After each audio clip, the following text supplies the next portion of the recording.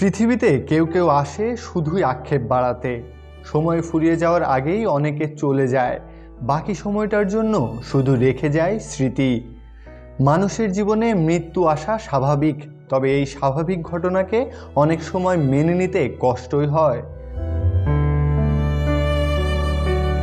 ক্রিকেটে এমন অনেকে এসেছেন, অবসর নিয়ে ক্যারিয়ারের ইতি টেনেছেন, তবে কেউ কেউ আজীবন অপরাজিতই থেকে গেছেন।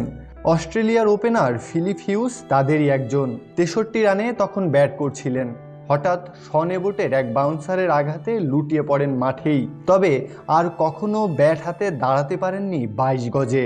অজিদের হয়ে 25 টেস্ট, 25 ওয়ানডে এবং একটি টি-20 খেলা ফিলিপ হিউজ মাত্র 26 বছর বয়সেই পৃথিবীকে বিদায় বলেন।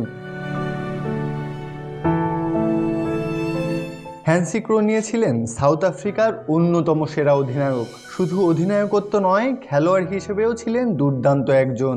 138 ম্যাচে অধিনায়কত্ব করেছেন আফ্রিকার হয়ে, জয় পেয়েছেন 99 ম্যাচেই। তবে ক্যারিয়ারের সব অর্জন থেমে যায় 32 বছর বয়সেই। পাইলটের অসতর্কতার জন্য বিমান দুর্ঘটনায় প্রাণ হারান আফ্রিকান এই কিংবদন্তি।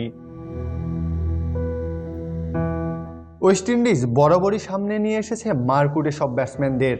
রুনাকো মর্টন ছিলেন সেরকমই একজন ব্যাটসম্যান। 22 গজে দাপুটে ব্যাটিং করেছেন সব সময়।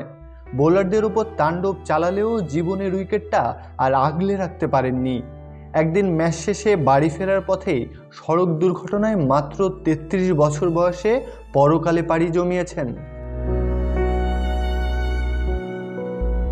70-80 দশকে ম্যালকম মার্শাল ছিলেন ভয়ঙ্কর একজন বোলার। তার সুইং এবং বাউন্সার ব্যাটসম্যানদের জন্য ছিল আতঙ্কের এক নাম। 81 টেস্ট খেলে 376 উইকেট শিকার করেছিলেন ওয়েস্ট ইন্ডিজের এই কিংবদন্তি বোলার। অবসর নেওয়ার পর কোচিং ক্যারিয়ার শুরু করেন, তবে 41 বছরে মরণব্যাধি ক্যান্সারে আক্রান্ত হয়ে মারা যান তিনি।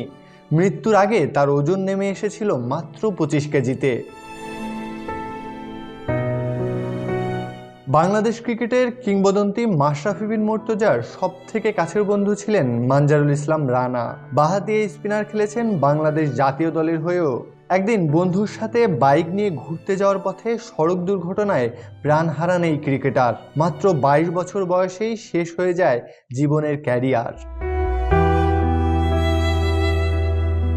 নিয়তি নিয়ম করেই মানুষের জীবনে আসে, এই নিয়মকে অস্বীকার করার কোনো উপায়ও থাকে না।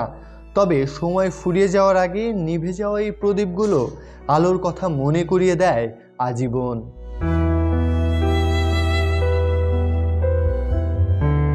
প্রত্যয় হক কাব্য, বিডি আর্কাইভ।